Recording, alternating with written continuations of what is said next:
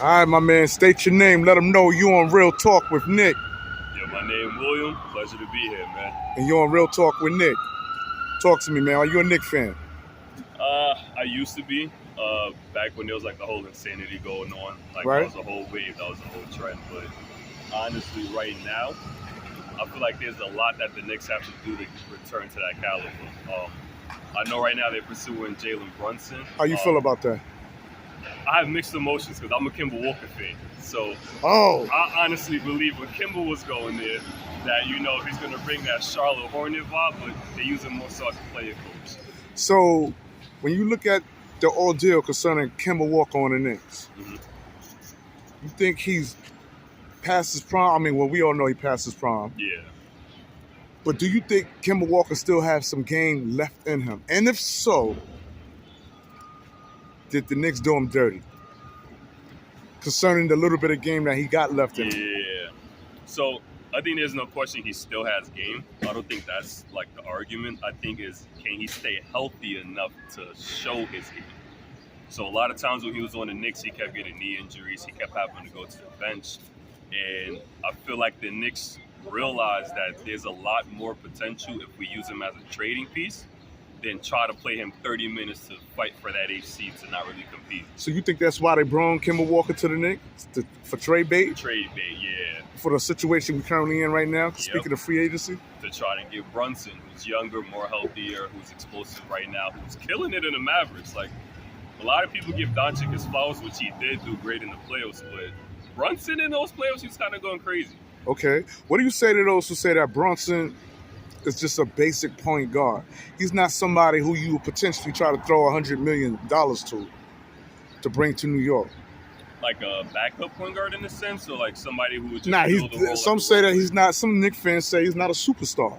He's not worth the money that the Knicks is trying to throw at him. Well, they say the same thing about people like James Harden when he was on OKC. He was sixth man. As soon as he goes to a Rockets and he has a team of his own, he becomes James Harden. A lot of people who have the talent, who have the hunger to thrive for it, they're often in roles that they're not able to fully develop. So if you look at people like, for example, Jordan Poole, we all know he's a bucket, but he's under Curry, he's under Clay. If he gets his own team, he'll definitely average about 25 in my books. People like Jalen Brown, second option to the Boston, but yet if you give him his own team, I'll guarantee you he's definitely going to average 25 or more. Brunson in the playoffs, he was carrying a lot of the load that Doncic couldn't carry because all the attention was on him.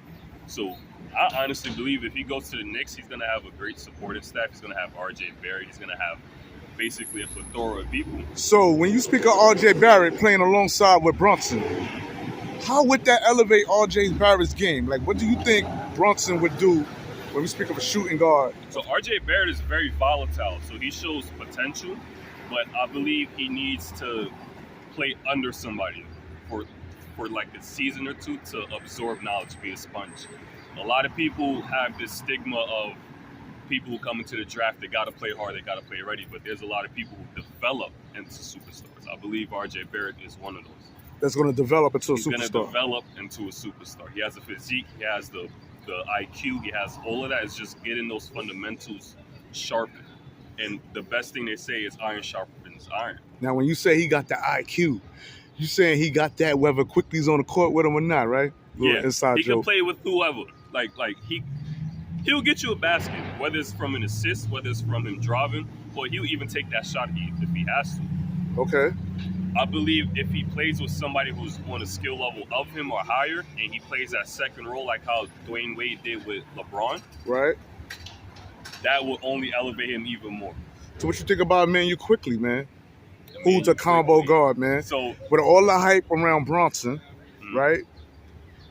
Some Knicks fans say, you know what? Why don't you develop Emmanuel Quickly, who played in college, the one, when we speak of the point guard position, like, give that man a chance, man. Like, he's been mentored under Derrick Rose. What's the purpose of having Derrick Rose mentor Emmanuel Quickly, some would say, if you ain't going to throw him the keys? Yeah, that's a great argument as well. I don't think he's developing on the pace that the Knicks want. one thing you got to look at from the management position of the New York Knicks is that they're looking at their competitors, the Nets, that's right next door. They developed their team from trades. They got the Kyrie over there, they got the Simmons, they got KD, they got Andre Drummond, Seth Curry. All of those are not homegrown.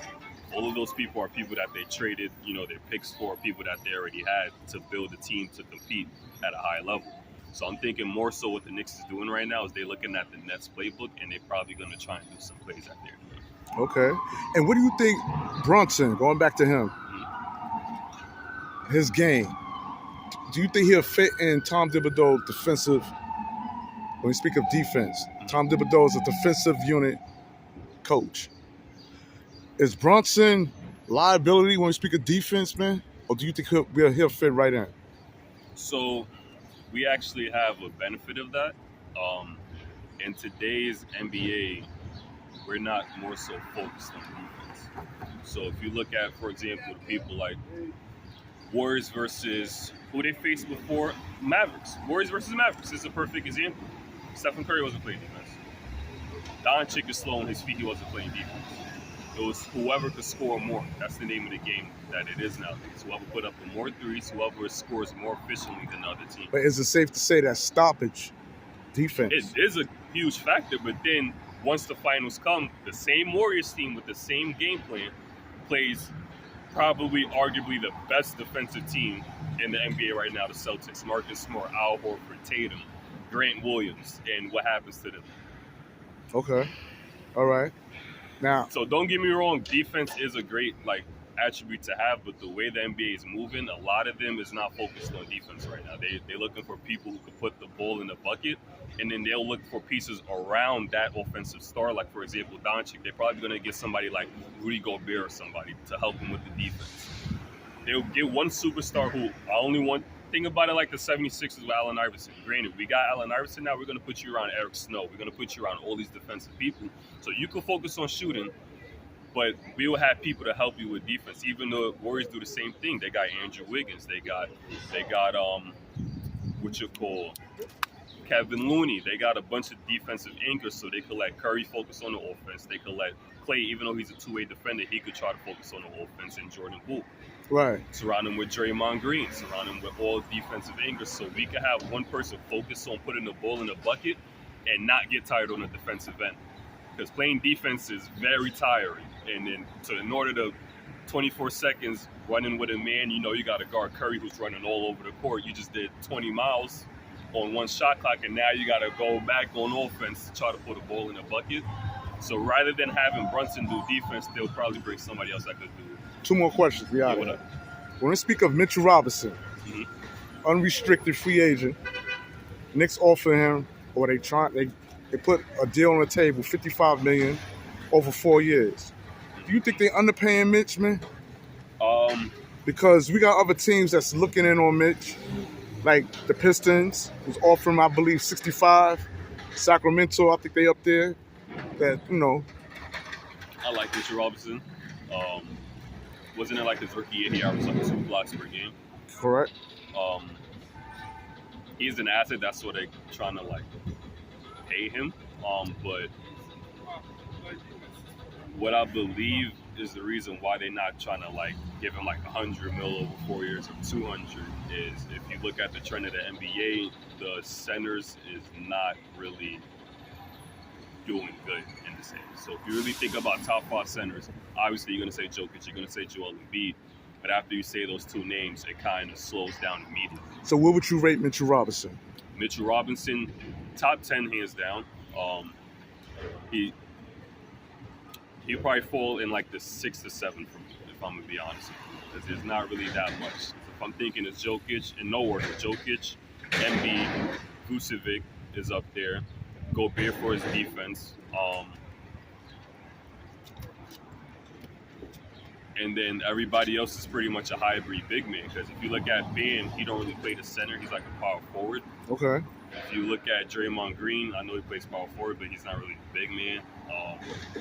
Al Horford, you could say he did great in the finals, but a lot of people don't even look at him as a center, even though he plays center. So it's the big man position is kind of iffy. What a lot of teams look for is a big man who can shoot or facilitate the ball. and that might be why they're like paying him or offering him 55. So for the record, is he worth it? I think he's worth more. Okay. I think he's worth more. And do you think he's going to potentially walk away from the Knicks if he don't get what he wants? Only if another team offers him more. Which they Only are. if yeah. Which they are. There's teams out there offering more money. Yeah, Certainly. so if I was Mitchell, I would take that. Because if they offer more money, they're offering a better position. If they're offering a better position, it's a lot more focused with the training staff, the development team. That'll be a better look for his career. Okay. And the nail in the coffin, man. When we speak of Obi Toppin, Treetop, is he ready to start? Nah. No. So, I know a lot of his hype come from like the dunk contest. He has the athleticism. He has the frame. He has, what can't be taught, the body. But I feel like he needs to be in the lab a lot more. Yeah. I could definitely see in 2 to 3 years he starts playing on like a level Kyle Kuzma, and then after that he could potentially go higher or lower. I'm not sure what his ceiling is. I would be lying if I said y'all watch him avidly, because I mainly more so focus on like the starting 5 unit. But he has a body, he has a frame, he has a potential. That's something that he needs to just develop. And when we speak of Julius Randle, I know you hear all the talks with him. Whether he want to be a Knick or not, like, what should we do with? If I'm the Knicks, I'll get rid of him. Why?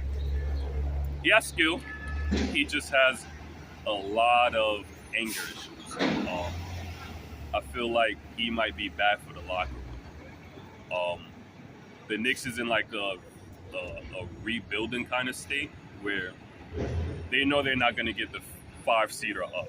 What they're trying to do is get into that category. And one of the main things that as a team you should do when you're trying to do that is first, who's the main focal point of the team? Notice how we talked about Brunson first, we talked about Emmanuel quickly, we talked about RJ Barrett, Obu, everybody, and then now we're getting to Randle. So if you look at that, Randle's the type of guy with his skill level, he's going to ask for a lot of money. He's going to ask for a lot. Well, he got the time. extension, 117 for 4 years. They already paid him. Some saying that's the reason why he played the way he played this season. He got lazy, man. The season before this, he was 4th seed. When he was hungry. Yeah, they already gave him his extension, man. There's always going to be teams that'll shop around for Randle. So if it becomes like something that they can't handle, they could probably get a trade offer. A lot of teams are looking at the trade for a lot. And that's what it is, man. But before we go, this is it. Nail in the coffin. Send it off to the Hurts. We out. How far the Knicks going to go if they bring Brunson? Brunson in the East, 7 seed. 7 seed. 7 seed. And that's what it is, man. I want to thank the Harlem Night for coming on Real Talk with Nick. Talking nothing but Knick basketball, man. That's what it's all about. And we out. Peace.